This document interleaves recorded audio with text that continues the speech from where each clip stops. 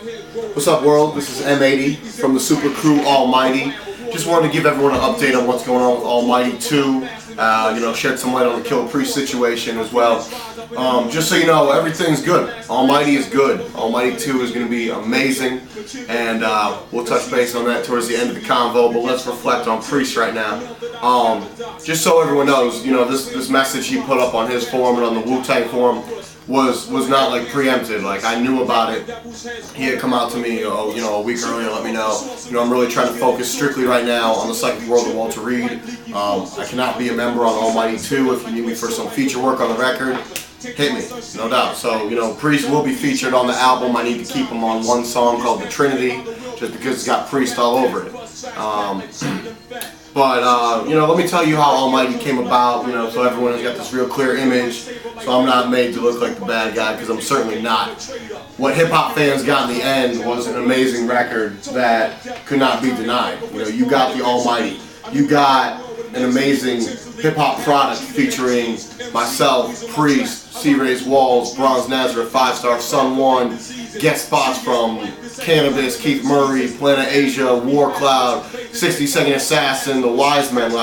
So at the end of the day, whatever you think about, how this record came about, still turned one of the best hip-hop albums of the year. The inception of the Almighty was November of 2007, celebrating my birthday bash. I was living in San Fran at the time. Priest was in LA. I was like, I'm gonna have my birthday party in Indianapolis, celebrate with the hometown crowd. I want you to come out, perform, good time. So he came, brought 60, Walls was there. You might have seen some of the videos on YouTube, obviously we had a blast, love is love. And Priest at that time, was like, if you got some feature work lined up for me, like, cool, let's get that popping off. So it's not like I was just reaching out to random people. I knew Tragic Allies were doing their thing, Rael, Shaka Amazulu overseas, so I had Priest line up work for them, and the first song we knocked out for Almighty was Dead Flowers, and 60 was at the time, so he put his hook on that joint, and Priest actually put a verse on the Dead Flowers, which I later condensed down to a hook, because I think later, Walls and Bronze came in and stole that track, so I kept it right. Priest had asked me, what is this joint for? I said, this is just, off the top of my head, we're going to form a group. The group's going to be called Almighty. Oh, I like the sound of that. Tell me about Almighty. Almighty's going to be me, you, Sun One, who definitely was given that big opportunity for on that. I'm going to call Walls. I'm going to call Bronze, 5-Star. Just put this group together. Use everyone's connections just to put all these features and producers together and make this A-list hip-hop album, like a true grimy style 90s golden era reminiscent hip-hop record that I think fans are really vying for at the time. Oh, that sounds like some shit. All right, I'm with it. Cool. So we did that joint. As you may have heard, when Priest did the chamber music interview like a month before the release of the album, or 2 months before, this is definitely like M80's brainchild. He put us all together. We made this shit pop. I flew out to LA like 6-7 times. Oversaw Priest's work in the studio at Sound Daddy with AD and whatever that shit's called, with Wool, Weapons of Mass Destruction, the Bomb Shelter. So he knows that we were doing it up. We had a good time. Like, we knocked our shows out. We got the work done. It was good money for everyone, and I think that's why Priest able to keep it on a respectful issue, because the money that him and I made together during the course of November till like July, that could be both your parents' salary. It could be. So I'm fortunate for it, but it's not about the money. It's about making this quality hip hop. Otherwise, any day I would switch over to the dark side and start making that bullshit. So Priest laid his verses. He finished up his work sometime like January, like towards the end of January, because we were almost done when we were in Virginia. I had to go out to LA like one more time. So at that time, I had like Bronze and 5-Star and Sun One all work with me here in Indianapolis and Detroit, putting all the vocals on the record. And then, I built with Walls in like Texas and Colorado and New York, laying all his shit down. And that's how, the record came about. I was able to call people like Cannabis, call people like Keith Murray, let them know this is what I'm doing right now. This is what I've done in the past from an A&R tip, and I want you part of this. And it came together, So it's like, someone in my position has to take the responsibility of funding records from the get-go in hopes of shopping them, and the ultimate goal, you know, not just to be reimbursed from the onset, so it's like you feel complete for your product, but yeah, to turn a profit, to make sure your record is going out for the masses, all that. So of course during the time, you know, Priest and like Bronze and Walls and everyone was recording their verses for Almighty, I was lining up, you know, feature work for them, and it was, you know, everything was put on the table, on the forefront, compensation was great, and we still made this amazing record. But, you know, just so people understand the true legitimacy of the Almighty album, for those of you who've never had a record deal or understand like the true paperwork that goes into an A&R position or A&R administration position, you're going to fill out 50 to 100 pages of paperwork in association with a record.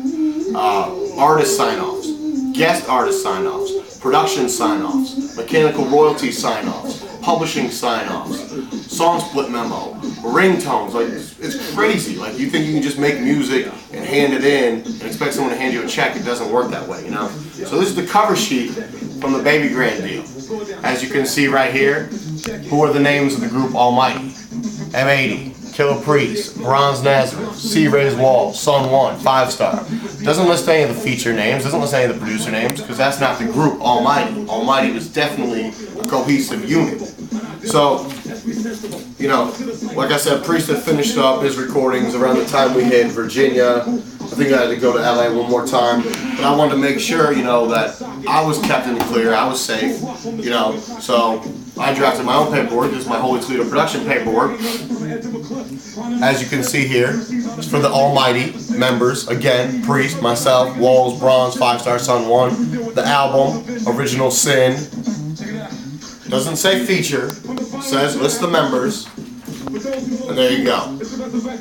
M80 sign, Killah Priest sign, legitimacy. Otherwise, we couldn't have got that document out there. We couldn't have got the album out there.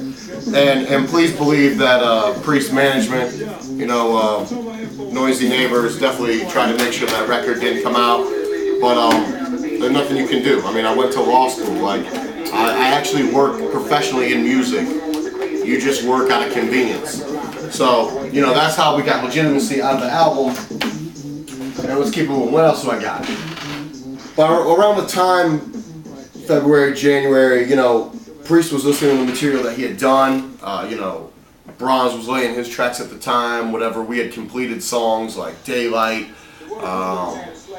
Obey, you know, some of the best joints on the record, and Priest had heard this. A couple things came to mind. You know, Priest wanted Daylight for Behind the Stained Glass. I was like, dude, I can't let you take this track. This is the Almighty track, you know, like I got the sign off and everything from Bronze. Boom, this is what it is. And he had this G-Cycles movement. Wanted to merge the Almighty with the G-Cycles to become one thing. Again, I wasn't interested in that. You know, whatever Priest is going to do with G-Cycles, that's love. But Almighty was my thing, and I just wanted to push the Almighty movement. Priest knows that if he needs me on any kind of work level or whatever to help push something with G-Cycles or Proverbs or whatever it is, like, I'm there. So that's not a question.